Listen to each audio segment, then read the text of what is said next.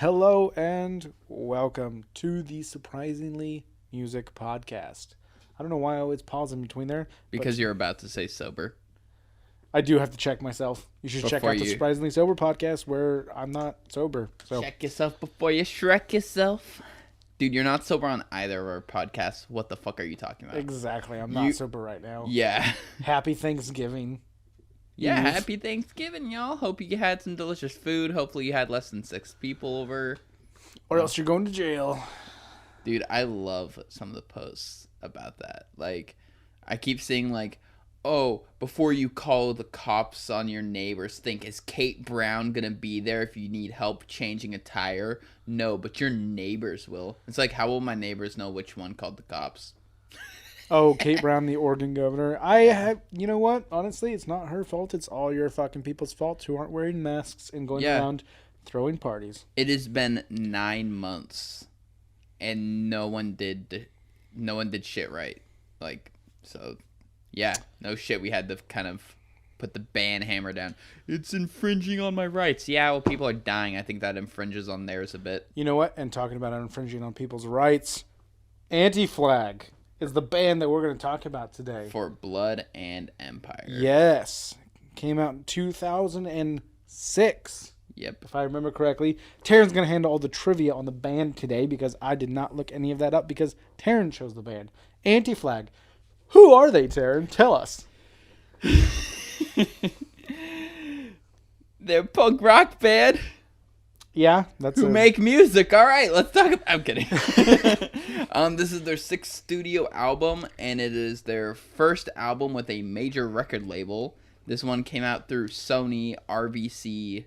This is their first sellout. This is their first sellout, and they received so much criticism for it. People are like, oh, they're going to go soft on this album. It's going to be a little bitch boy album.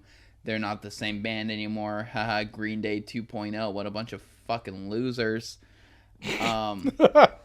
But then the album came out, and it's their biggest album. People, both in the punk scene and more on the mainstream side of music, all loved it. It was really well. So all the criticism was before the album came out? Huh? All the criticism was before the album all the came criticism out? Saw that, oh, you're signed with a major record label now. Sell out. Fuck you. Yeah, that's what punk rock is if you do anything mainstream, you're a sellout. The lineup of the band is Justin Sane on vocals, Chris Head, guitar, Chris number 2, that is his name. His name Guitar, is Chris number 2, bass, and vocals. And then Pat Thedick on drums. Okay, so it's a 4-piece. It's a 4-piece, 2 vocalists. Justin and Chris number 2 both sing. Just like the Beatles. But all the Beatles sang, so at some point. Okay. I don't think the Beatles ever used the power chord.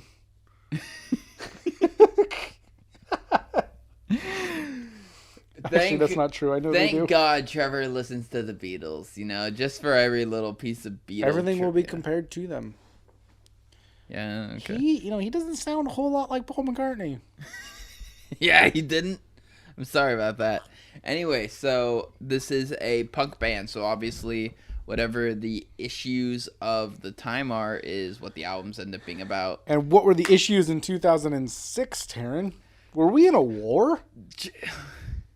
Why are you talking like this? Like you're talking like, like there is a camera in the room. Like when they do like the thing like when they're on the phone call and like you can't hear like who's on the phone call. There's been a car accident. Well, I'm just... What? Who was involved in the accident? Like, Jesus fucking Christ, talk like a person. I'm just trying to set you up. I know what the answer is. We were in the Afghanistan and Iraq war trying to hunt down Osama bin Laden. Guess where he was at? Pakistan. I'm just giving you a brief history lesson. So, Mr. Punk Rock. So yes, this album came out in 2006. We're at war. The Bush administration was on fire. It was on fire its whole 8 years through, but that's another issue. And it tackles some of the subjects like, I cannot say this name, the Lee Kyung-hae suicide, the WTO song, I forget the name of it, but it's the World Trade Organization song. The WTO kills farmers. Yes, he was a farmer. Yes, he was a farmer in Vietnam, and he was protesting because the World Trade Organization, globalization as a whole, basically killed his line of work. So he was poor, dying, and homeless. So he committed suicide, like, on federal property as protest. Is he one of the guys who lit himself on fire?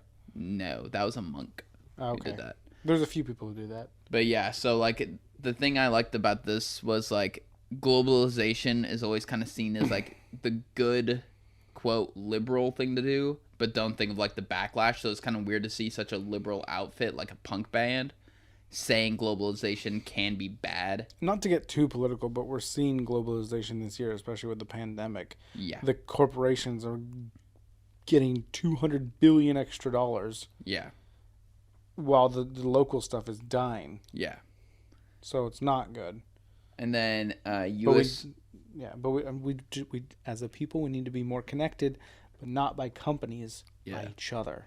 Damn straight. I'm drunk. And then U.S. foreign policy, and it's like the topics of the song are outlined in the book Confessions of an Economic Hitman, and like just kind of how, you know, like, good song. Yeah, really good song. I'm just gonna jump. I'm gonna spoiler alert. Confessions of an Economic Hitman, my favorite song on the album. Damn. First They Came poem in Emigre. The first they Is that came. how you pronounce that one? I could not figure out how to pronounce Emigre. They say it in the song. Emigre. You can understand what they're saying?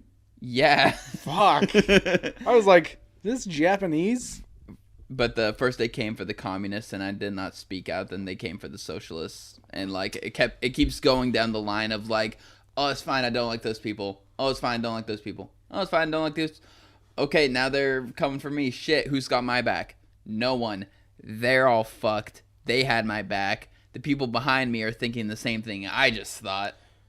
And okay, so that actually kind of brings up to a weird thing. I always thought punk rock was like, no, we have this agenda and we're going to push it. We don't care about other people's agendas. But did you know the ACLU? You know the ACLU? ALCU? ACLU. They started out their whole thing by defending, like, white nationalists. Damn. Because it's free speech. Yeah. So if you take away their free speech, then they can take away yours. Yeah. That's why I always hate whenever people try to I'm say, drunk, like, so don't fact check that. You, like, basically taking away people's free speech. And, you have to change people's because minds. like they're like, well, it's hate speech, we should be able to get rid of that, right? And it's like, yeah, but the second you put that law in place that you're allowed to get rid of hate speech, then a politician like Trump could come along and define what is hate speech. Exactly. And then you're sitting there like, why is this rule working against me? This rule was for me. Exactly. Yeah, so whenever people try and tackle stuff like any sort of like of our Bill of Rights, liberties, and whatnot like that.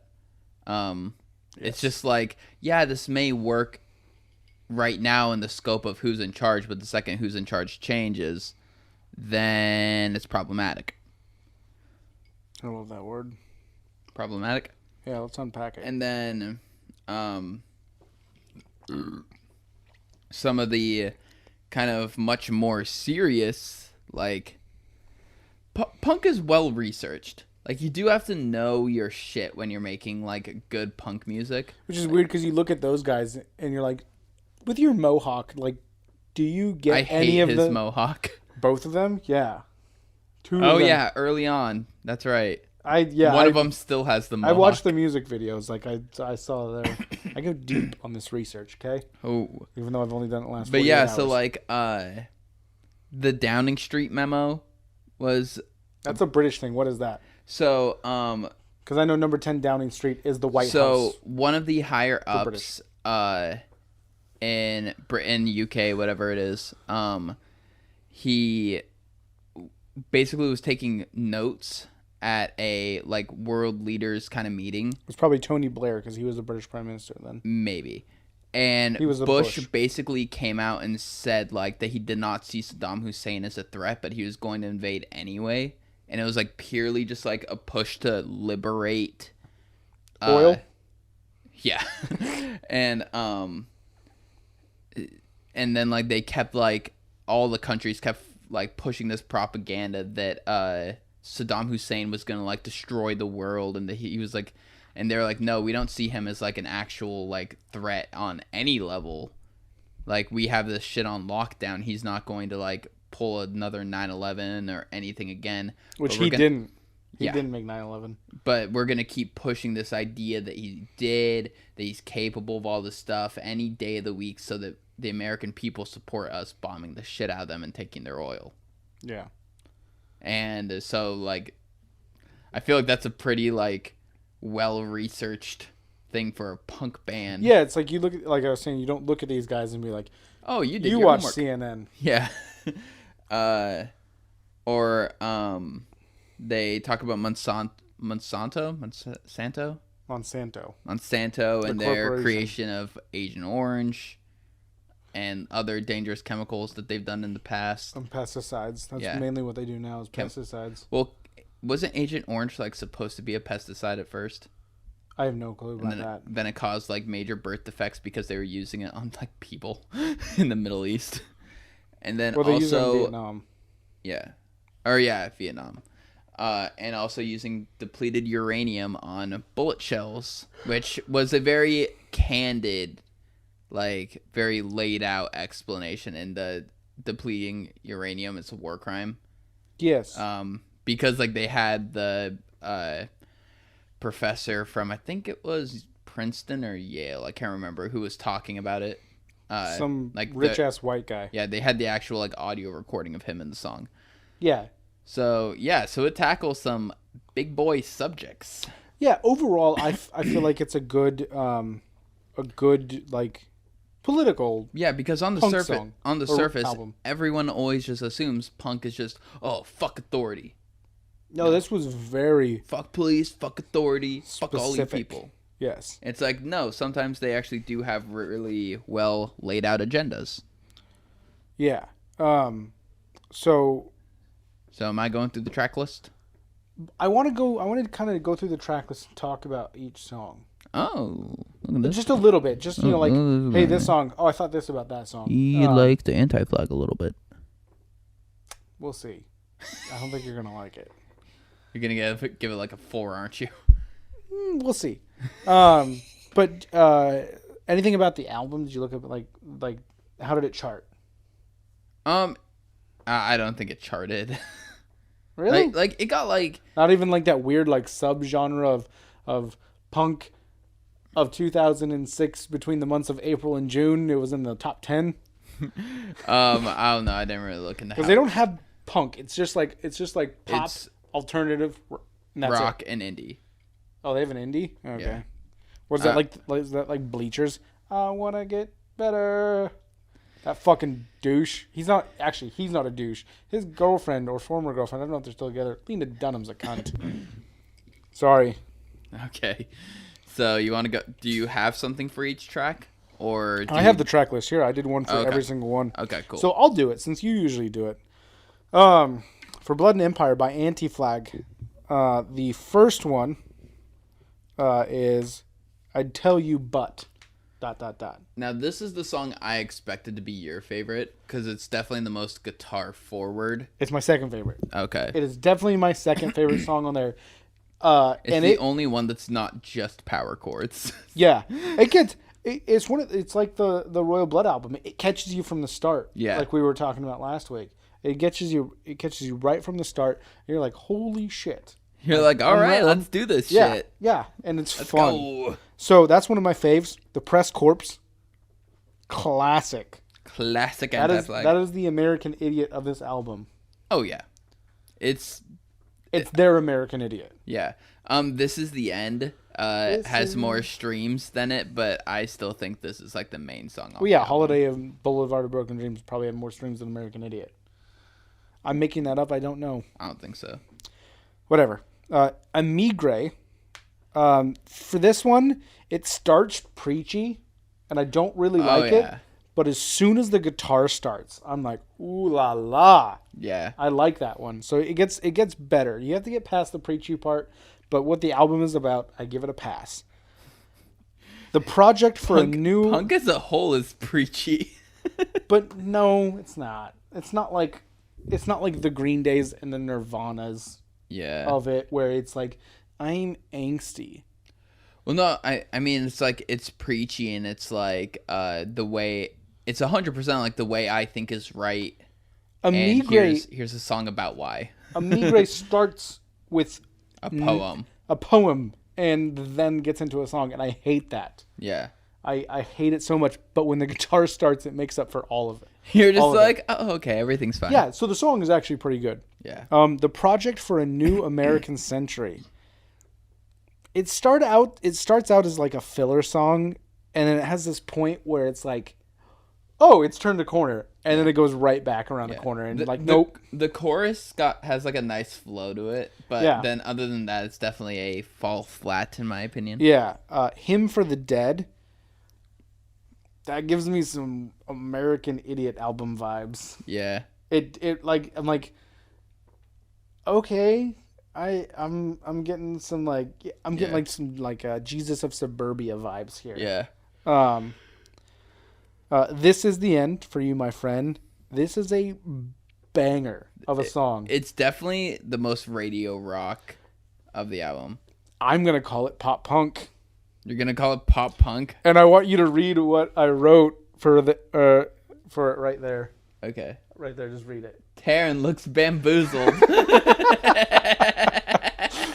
And you did. I want to roll that tape back because you can see he looks bamboozled as fuck when I said that. Oh my god.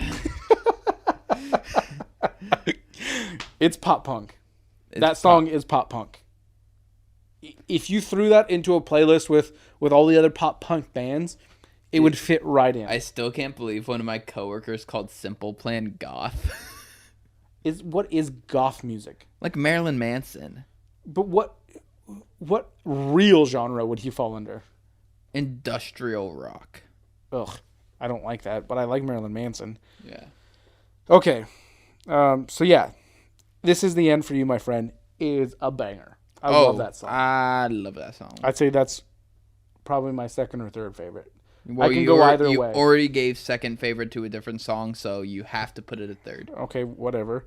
Those are the rules. That's how numbers work, Trevor. $1 trillion. Oh, this is your least favorite song on the album. No, I like it.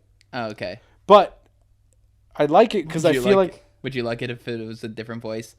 $1 trillion can buy a lot of bling.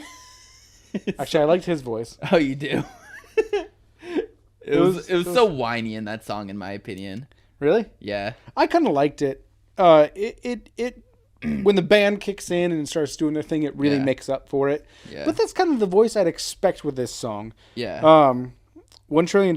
This is the song that you belt out as you're flying a plane into the fucking White House. Because fuck the government. That's the song that you sing. You're like, fuck the government. Like, yeah. And I'm like a political ballad song. Yeah. Like, yeah. A ballad. Like, who the fuck are you, Willie Nelson? Like, we should start a band. We should start a band and call it Punky Nelson. Do you know what That's a good fucking name. Do you know what I fucking love? The like old school country is like, and I mean like old school country is like the OG punk, because they were super like fuck capitalism, fuck like these oppressive governments and stuff. But now it's like, I'm a bootlicking, fucking leather wearing queer, and that's all fucking country music these days. Yeah. Well, no, Johnny Cash was super authoritarian, or not authoritarian. What Anti-authoritarian. Anti. Yeah, he was very political. Are you saying he was anti-flag? No, he wasn't. He actually has a song called "Ragged Old Flag." Oh. But no, like, a lot of the old country, like, was super, by today's standard, punk. And it's, like, idealism and stuff of being, like, fuck the government, fuck what they stand for. But now it's just this bootlicking fucking garbage. It wasn't fuck the government. It was fuck this government. Yeah.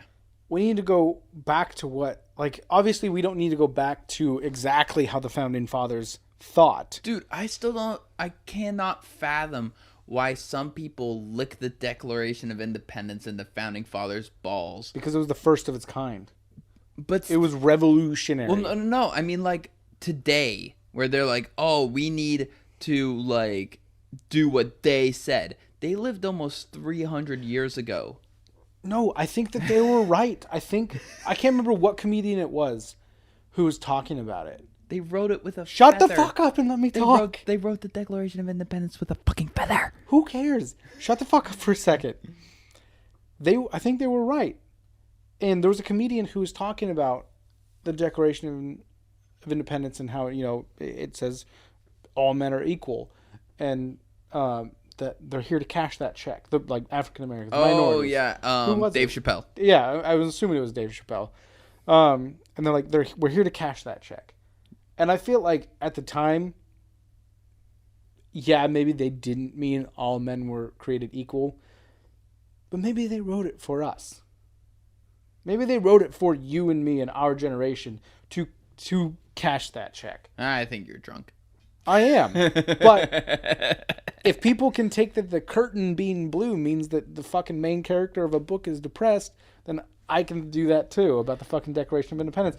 I just say if you read the Bill of Rights and everything in the Declaration of Independence and the Constitution, there's nothing bad in it. It's how people are interpreting it and putting it into place. But no, so like so I support having a gun. I am pro gun, but I hate that people's reasoning was like, well, it's my Second Amendment right. That shouldn't be you need more than a reason than that. You need more of a reason than 300 years ago some dude sitting by candlelight writing with a fucking feather said I can have a gun. Like, that is the dumbest fucking lame brain dipshit reason. It's more than just saying because someone said I can have it. It's to fight a tyrannical government, which nowadays doesn't make any sense. Your AR-15 is not going to do anything against a fucking drone strike with some kid in an Xbox controller in New Mexico. And even more so, like, with everything going on in the world, the riots, the protests, and all this oppressive government and oppressive police force shit going on here in the U.S., all those people who are like, oh yeah, we're going to fight a tyrannical government, they're the ones standing there like, yeah, oppress us. Cops shoot who you see fit to shoot. Yeah, I work with people. I work in an industry with a lot of conservatives, and they're definitely like, why don't we just shoot the rioters? It's because when they'll shoot the rioters, and when you go out and riot after they turn on you, they'll shoot you too. First they came for the communists. Way to bring it back. All right. So, State funeral. State funeral. This one was like, we got too slow on the last song. Yeah. So let's speed it up. I'm going to call it listenable filler song. Yeah. It's one like I can have on in the background where it's not like skip. It's like I can deal with this for 2.5 minutes. Yeah. Like, it's not bad. It's, it's got a little beat to it, but it's filler. Yeah. And then my favorite, Confessions of an Economic Hitman. This is my favorite for sure. Yeah. I just want to know, what is their weird obsession with hitting the strings on the other side of the bridge? That thing that they do? Yeah. That so often. I hate it, but I love it. And it's on at least 3 different songs on this album. Yeah. I listened to it one time all the way through just to listen for those, and I marked which songs it was. Like the first song, and then I can't remember which other one. There's 3 songs, I know that. And this is the song where they mention the album title in it for Blood and Empire. So this is a damn good song. Yeah. This is a song I might put on another playlist. Ooh, yeah. Look at Trevor. And I definitely love my playlists. Yep. Dude, I never make playlists. I just listen to albums. And that really bothers me because while you're driving, you're changing albums, and it's fucking irritates the shit out of me. Hit the button. Hit the button. Yeah. Just making sure. It's 8:37. So yeah, next song. What did you like about it so much? The song? Yeah. It's hard to say because I didn't listen to it enough. Like you were just listening to it and we're like, this is right. Yeah. Just everything hit. The guitar hit. The lyrics especially hit. Yeah. even though I can barely understand what they were saying. can't understand the lyrics, Trevor. What I heard, I liked. Drums were good. Just all of it hit right. I'm gonna probably not learn to love it. Love the song more as time goes on. Next song. War Sucks. Let's party. Let's party. This is a goddamn filler song. Oh yeah. This is so preachy. Yeah. It is like And too it's- preachy. And it, like, whenever people make jokes about like, oh, punk songs are easy, it's just power chords and this drum beat. It's like, yep, that's what this song is. Exactly. It's got good guitar though. I will give it that. It's got a good guitar. But it definitely just follows like the formula. Yeah. And this one was one that surprised me because I was like, War Sucks, Let's Party was very preachy. There's not very many songs left on the album. This is probably just filler. Yeah. The WTO Kills Farmers, as you were talking about earlier. I really like this song. That is a very good song. Yeah. It's just overall really good. Like all the other songs, I could probably pick out like what my favorite part was. Yeah. But every part of this song just hit perfectly. Yeah. It was just like, oh man, I can't pick one thing that stands out. It just all blends together and forms something good. You can definitely tell which songs had like the big message that they were trying to drive home on the album, because like you could tell they put a lot more heart and soul into it. Where like songs like War Sucks, Let's Party, like you could just tell there wasn't really much heart going into like the lyrics and songwriting as a whole. Well, no, that I thought that there were too much effort put into the lyrics on War Sucks, Let's Party, because it was so preachy. Well, I was mean, like it was kind of just like, it wasn't so much that work was put in, it's that they just put stuff in. Like it didn't feel like, it was like really targeted, like super well. Can you imagine if somehow we get popular and the fucking bands go back and like, why is someone reviewing our album 14 years later? Like, what the fuck are these assholes on about? Dude, we put that in 2006. We were like this old. What the fuck is wrong with you guys? Well, let's just say it was better than your new album. Whew, Jesus. The 2020 This is Vision? the last good album they put out. Last good album. Yeah. Oh, I got 2020 Vision. And then no one liked that. the fucking album before that was it had like 2 or 3 good songs on the whole album. Yeah. But yeah, like it was just like a radio rock filler album. The next song. What is the next song? Cities Burn. That was absolute dog shit. That was an absolute dog shit of a song. Yeah. I just could not get into it. I was trying to find something about it. Like, I cannot get Do into I it. have any notes for this? Nope. I literally just wrote, couldn't get into it. Yeah. And then Depleted Uranium is a war crime. So I saw the album title, and I'm like, I wonder if this song will be preachy. Oh, look at that. It is. Uranium is a war crime. Yeah, so that's exactly what I want to talk about. Like, how did he goes, depleted uranium. Fuck. Depleted uranium is a war crime. That is the worst fucking lyric I've ever heard. Yeah. Like, everything is good about the song except the chorus. lyrics. The lyrics in general.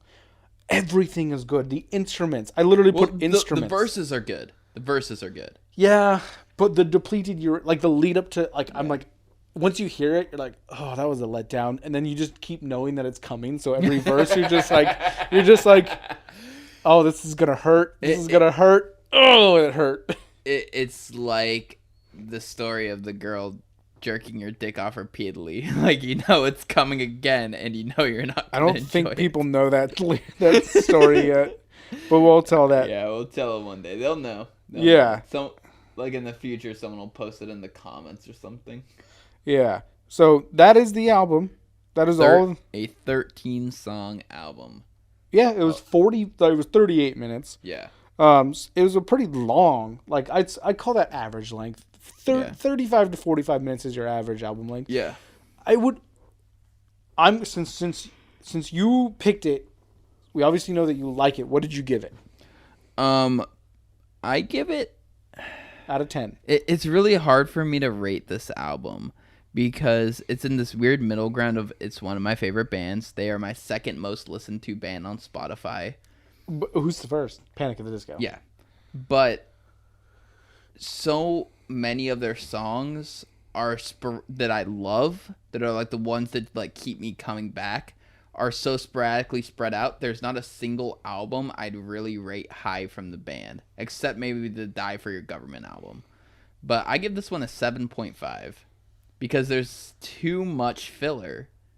Like, the songs that hit are amazing, but so many songs when I was listening to it for this past week, skip.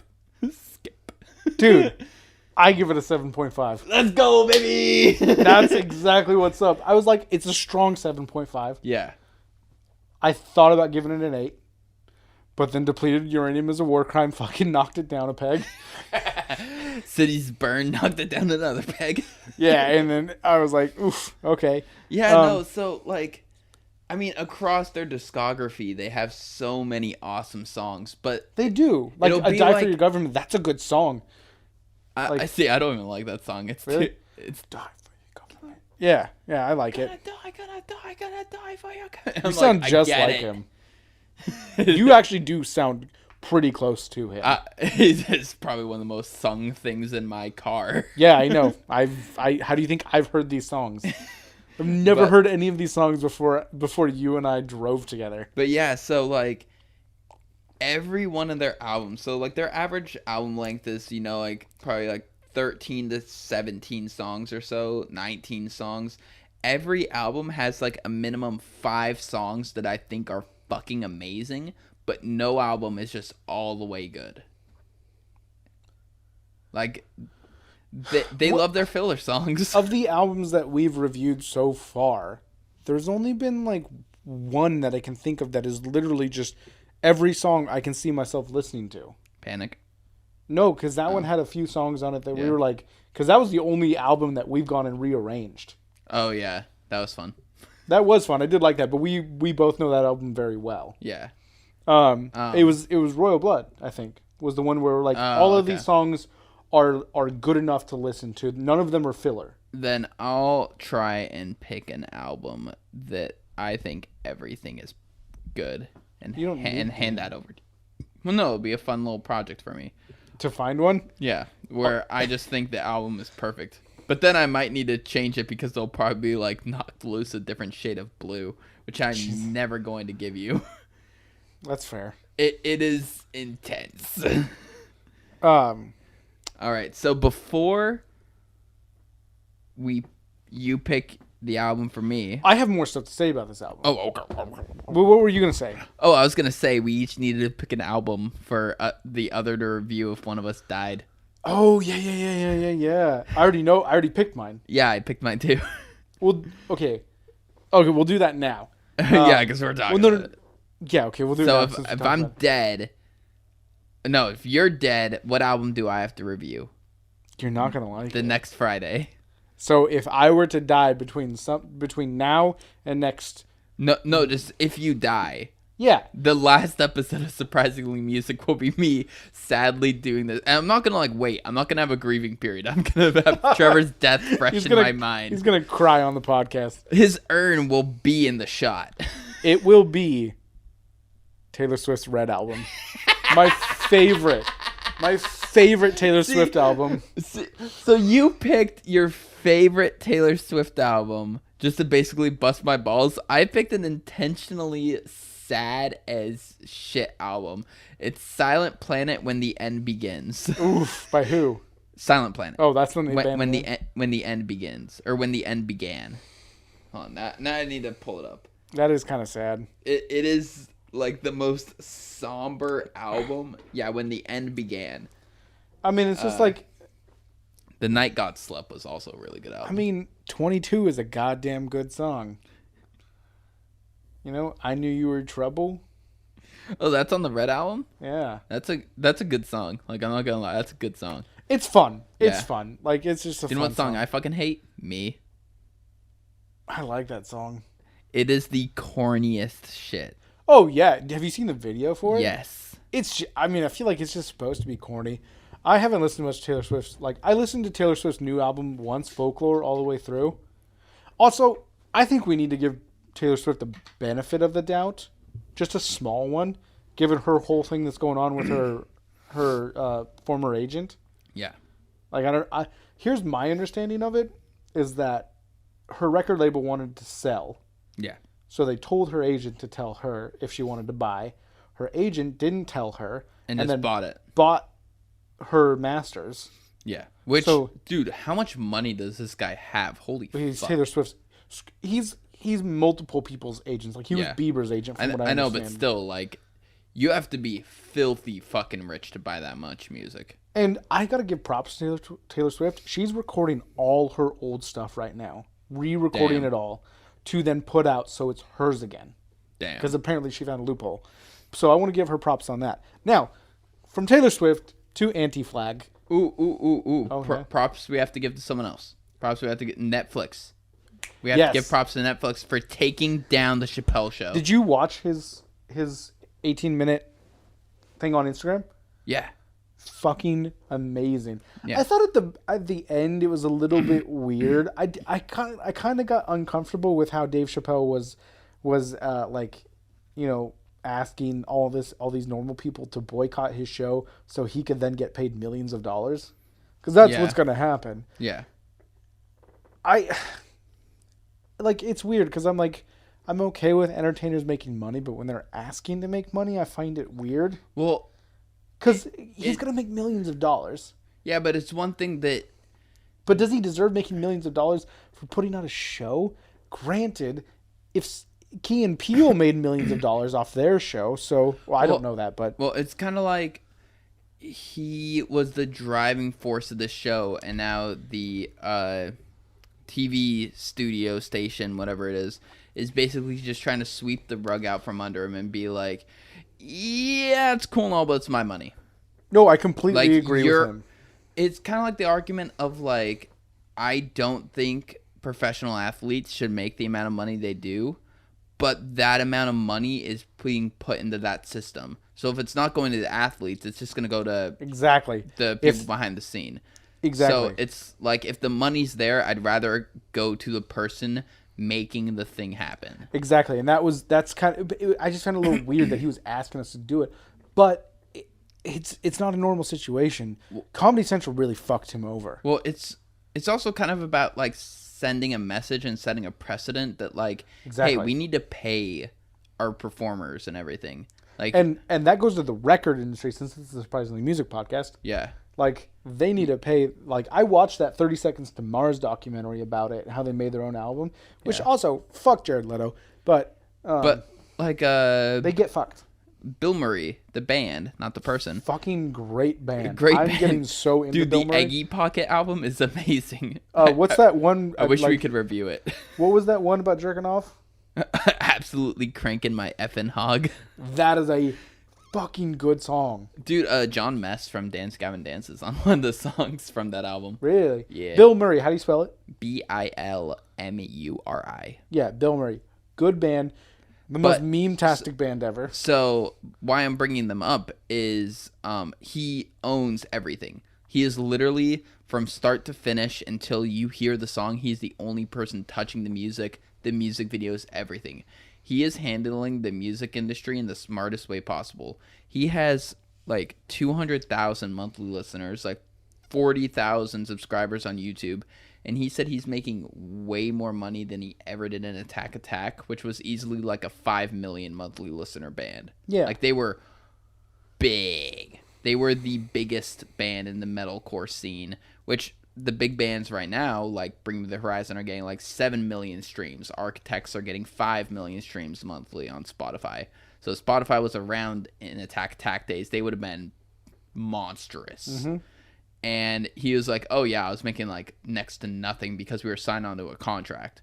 Now I'm doing this. I just put out albums when I feel like it, and I'm making way more money. Yeah. So it's definitely, like Bill Burr's handling it perfectly with the All Things Comedy.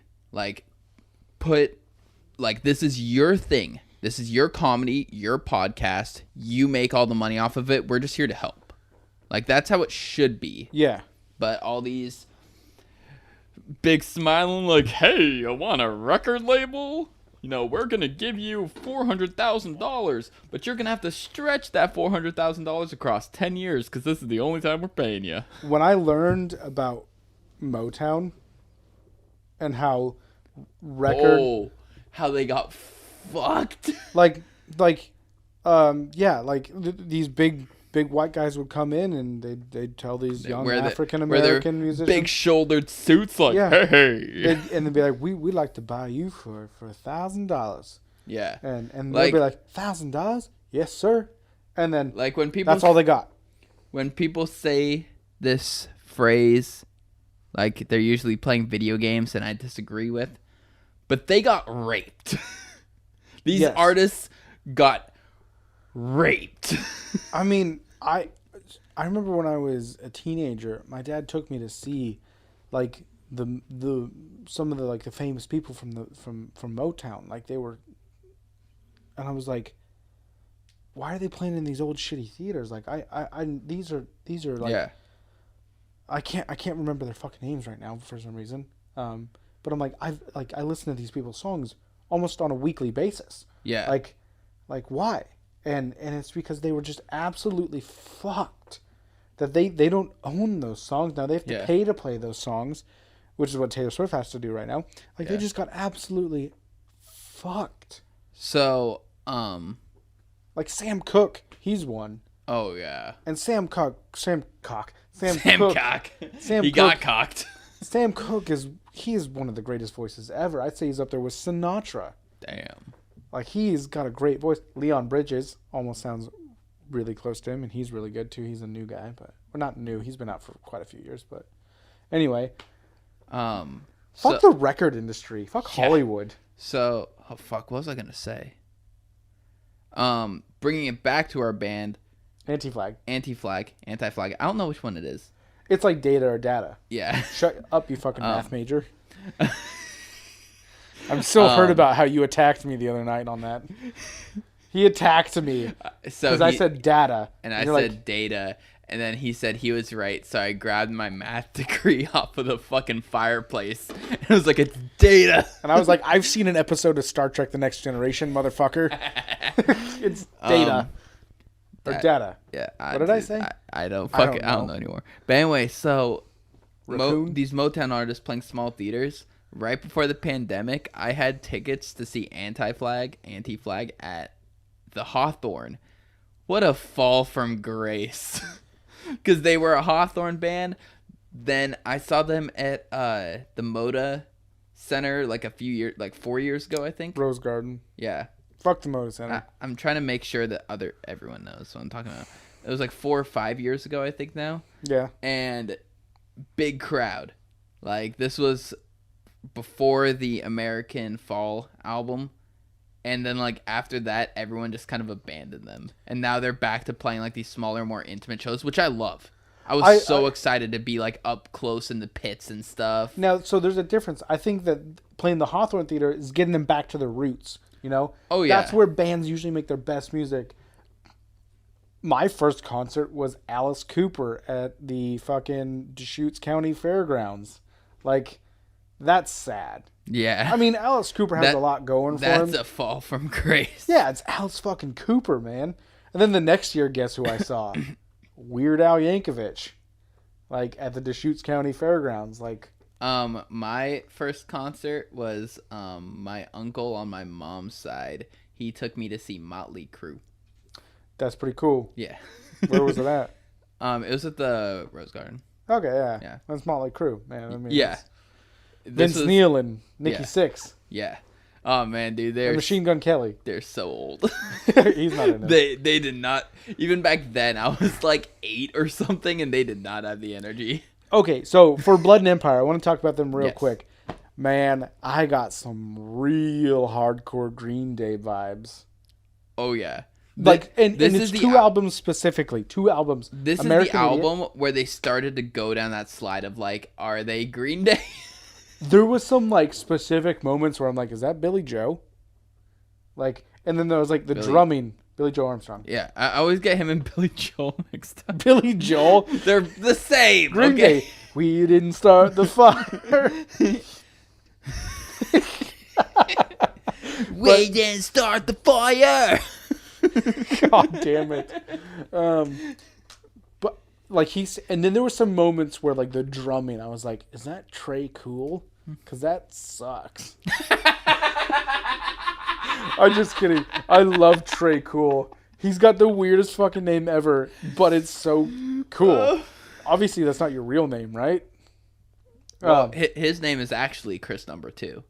Oh, okay, yeah. Yeah. Then Trey Cool is totally his real name. Dude, imagine being called basically the other Chris, and you're one of the 2 lead vocalists of the band.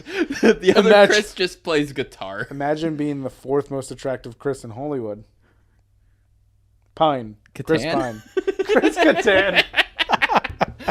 Chris Catan is making Chris Pine run for his money. Chris Pine's better looking than Pratt. Pratt's just funnier. Yeah, and that's attractive. Okay. That's fair. That's half of your attractiveness there. I unfollowed Chris Pratt on social media. Really? I'm just sick of seeing him. I don't know. He's very preachy. We were just talking about this before the podcast. Yeah, I know. He was very funny when he was fat. I'm kind of unfollowing a lot of famous people. They're very preachy. Yeah, they are. I still follow Hemsworth just because inspiration. Oh, fuck. Dude, man. that picture of him pushing the tire, that is just drilled into me now. Like you wish he would do to you? Yeah. But anyway, Green Day vibes with this album, Blood and Empire. I got some serious Green Day vibes. Yeah. And 2 albums specifically. 2 Green Day albums. American Idiot was a yeah. few songs. And then the Nimrod. Because one of the songs was like, is this Hitchin' a Ride? Because it sounds a lot like Hitchin' a Ride. Nimrod's a great album, too. They're both, 2 of my favorite Green Day albums. Did American Idiot come out in 2004? 2000. I do remember one of the... Can I say his name? There's a kid we went to school with. I don't know who. Nick the douche. His CD player went off in his backpack in 5th grade, and it was playing American Idiot full blast because he had the album in his Walkman or CD player or whatever it was, and it was going off full blast, and they had to go to the next class because he was in the stupid math class because he was an idiot. I love how they're like, you're gonna be in math class A, and you're gonna be in math class blue because you're an idiot. And he still is. Yeah, I don't know what's going on in his life. Did But he yeah, get no, drugs? definitely a lot of Green Day vibes. This was the beginning of the slippery slope. Yes, but they still had enough of them in it where it was like, no, this is punk. Like, Yeah. if you put this next to Green Day, either of those albums, you're like, Anti-Flag is punk. That's the Yeah. punk one. Yeah. Green Day was like pop punk Yeah. at the time. Which Billy Joe Armstrong hates. He Pop punk? hates that people call him pop punk.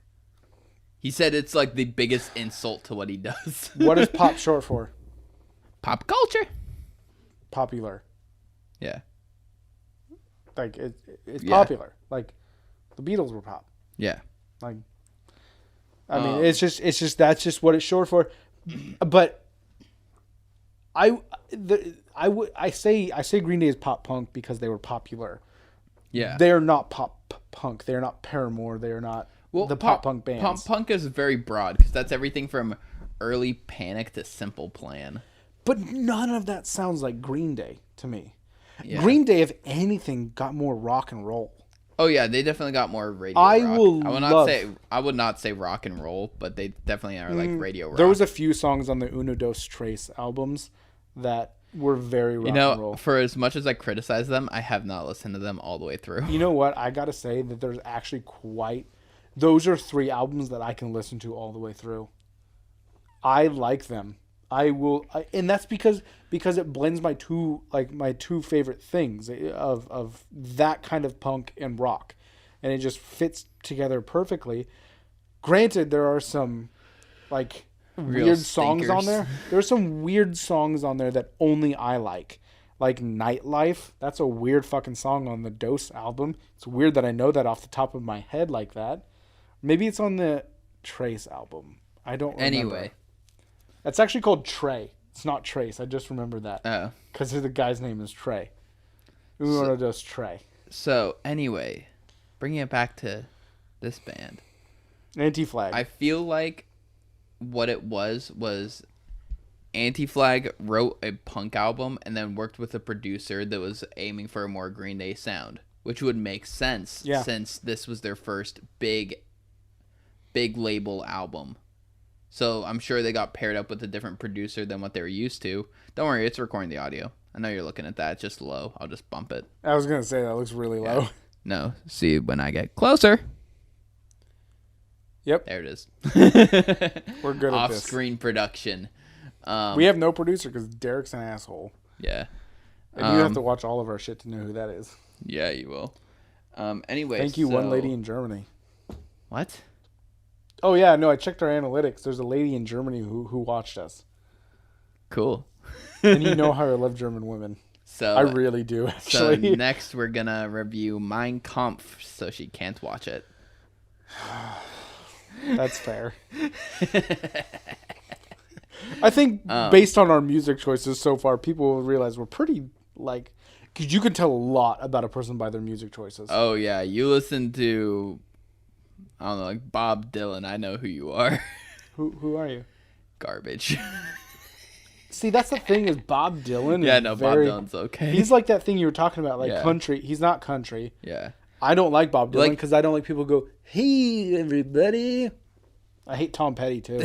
Yeah, I fuck hate Tom Petty. Sorry he's dead, but fuck your music. Dude, if I have to hear fucking Free Fallin', that's him, right? Yeah. If I have to hear that shit one more time, I'm going to shoot myself. Yeah. But Bob Dylan was like the first guy who's really anti-establishment. Okay, fine. No, I guess if you listen to Taylor Swift, I know who you are. My best friend. I am your best friend. All right. So what album do you have in store for me? So this is one that I feel like you're going to like, but it could also go really wrong. This album came out in 2003. So it's an oldie. I was 9. What a sexy time. I was a hot 9-year-old. What can I say? You had a bowl cut. Dude, I never had a bowl cut. I literally just had emo hair. Yeah, and that's like the same thing. No, bowl cuts when it's like the same length all the way around. Yeah, like Will from Stranger Things. Yeah, that's a bowl cut. I don't know. It looked the same to me. This one is called Thick Freakness. It's all one word. Thick Freakness by the Black Keys. Now, I think you're going to like this. You're going to either like it a lot or you're going to hate it. I just want you to know. It's not even in their top 4 albums. I know. I went deep because this is not your typical Black Keys album. All right, cool. This is it's pretty distorted. What? I just looked at the songs. Hold Me in Your Arms, I Cry Alone. Jesus Christ. So this is definitely like, it's like a very I think I've heard Hurt Like Mine. I think I've heard that song before. There are none of the songs on this album are like big time singles. Yeah. And this is another album that I can listen to all the way through. It's very, very distorted. Mm-hmm. And I like it. It's very like low production, it feels like. So I really get into it. So it's really raw. Yeah, it's really like raw. Yeah, you do. And that's how you get the herps. I can't get them again. I do not have herpes. Allegedly. To any lady listeners in Germany. Yeah. So it's 11 songs and it's 38 minutes. So it's an average. Got some chunky. It's got some chunky songs to it. It's very blues heavy, and I want to see how you like the blues distorted. It's like really raw, like it's a very blues heavy song. Right, so I'm excited. Thick Freakness by the Black Keys. I like thick and I like freaky. It's all one word, Thick Freakness. Yeah, this definitely is not their like radio rock shit. Yeah. Not a single song on here I've ever heard played on the radio. Well, And you know one what? of I them. haven't heard any song on the radio, Trevor, because I don't listen to the radio. Who listens to the radio anymore? One of my coworkers does. He'll always talk about like, oh, I heard this on the radio, I heard that on the radio. I'm like, dude, why are you listening to the radio? When the last time I listen, obviously we all listen to the radio occasionally, at some point. I usually listen to it for like sports stuff. You know, like at lunch, I'll turn on the sports talk and be like, "What's going on with the NFL?" That's why I listen to Bill Burr, the Monday morning podcast. I want to listen to people who know what they're talking about. He knows sports, all right?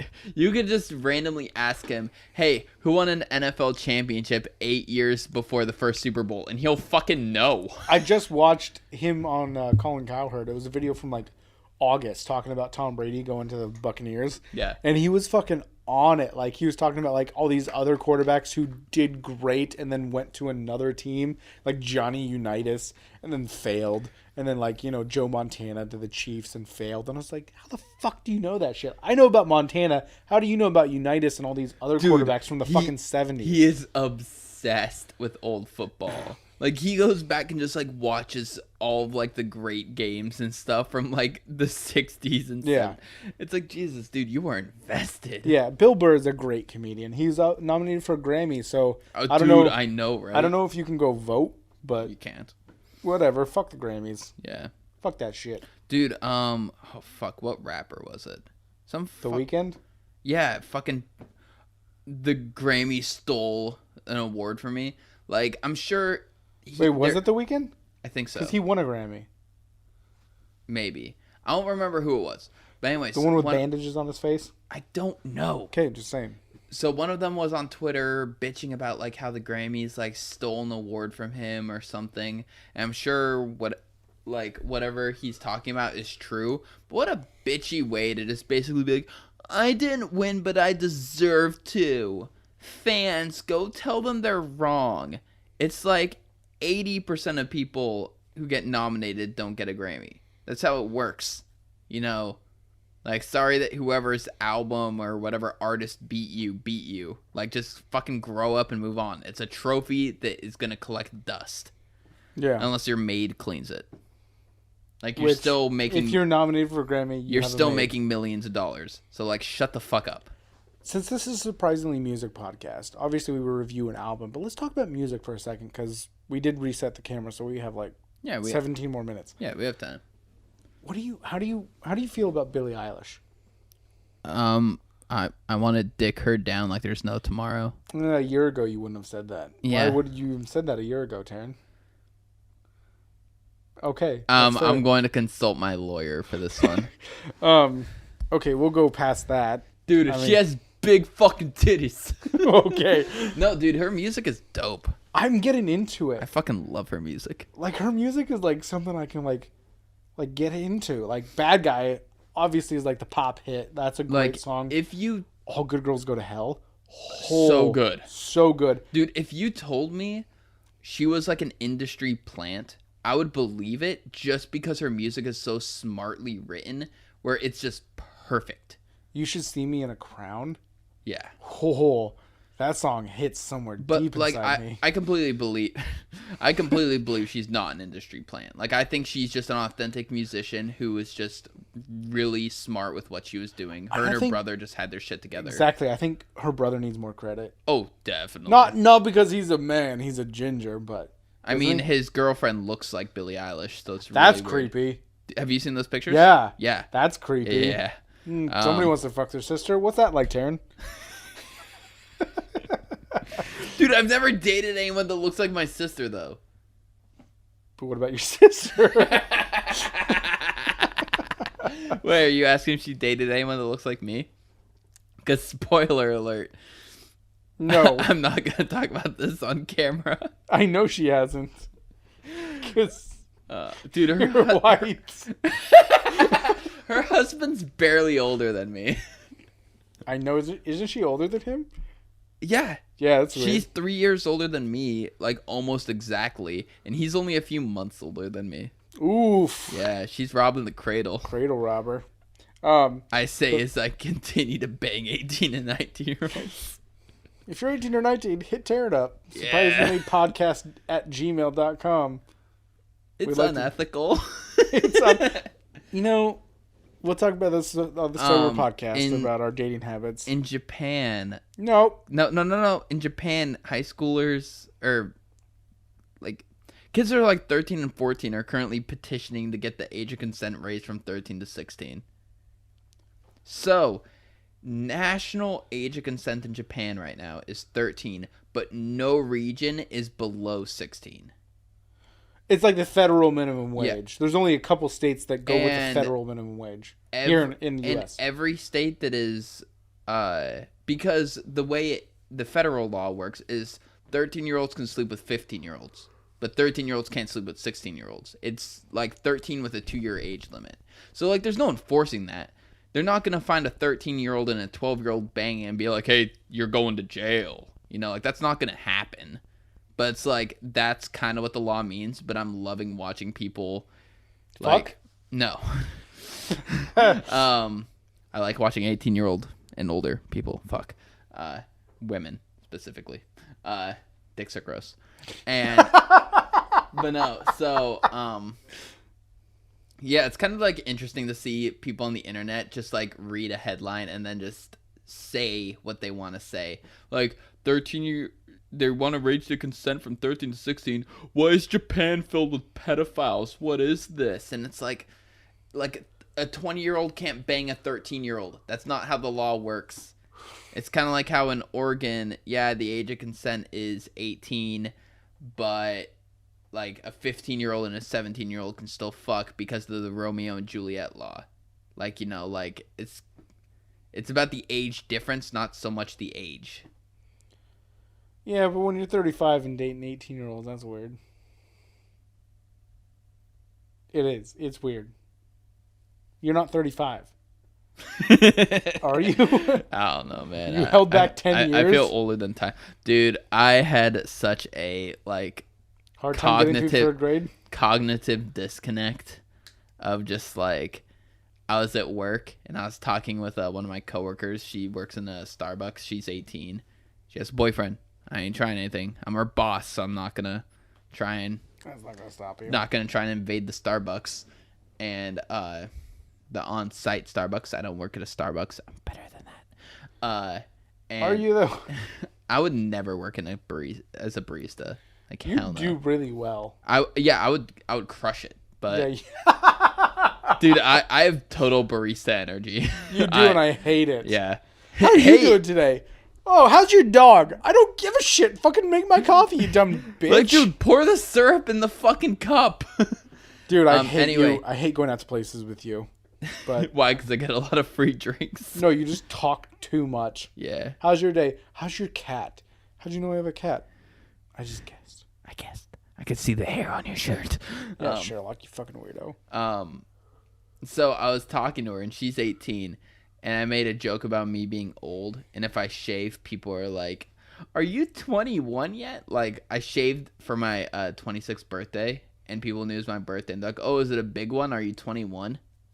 And I'm just like, no. And she's like, "Wait, how old are you?" And I told her, I was like, "Oh, in a few months I'll be 27," which I don't like. And she just like looked at me like, "I thought you were a lot younger than that." I was like, "Thanks." Yeah, Yeah. I haven't shaved since I was 19. Like clean shaven. Clean shaven. I have not shaved clean shaven since I was 19. You should. That's 6 years. I want to know what secrets you're hiding under there. You already know what secrets I'm hiding under here. I haven't seen it in 6 years. Yeah, so you don't need to. Wait. Actually, I probably haven't seen it longer than that because when we started hanging out again once we hit college, like after high school, I'm assuming you already had it. No, I was doing the stubble.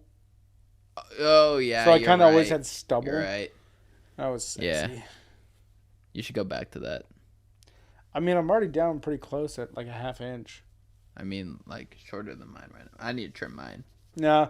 Anyways. Nah. Music. So Billie Eilish, I definitely am like really into, and I know that's like not like the cool thing for guys. You know, we should be like listening to like Wheeler Walker Jr. You know, fuck you, bitch. You broke my heart. Yeah. Fuck your friends. No, dude, I think your music is fucking awesome. It is really good. It is really good. Can we talk about one thing that I've mentioned a lot, and that's WAP?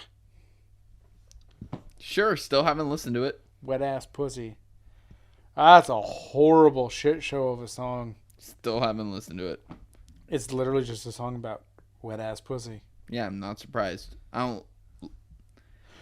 Okay, so after football on what night?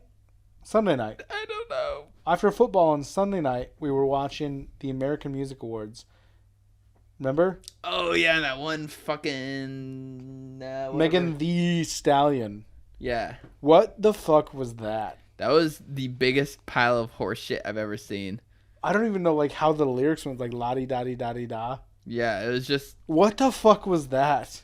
dude, and also her voice was dubbed over. She wasn't singing. Yeah, oh, no, she definitely wasn't singing. Yeah. She was doing like a bunch of stuff and she didn't sound out of breath. Yeah, it sounded perfectly clear.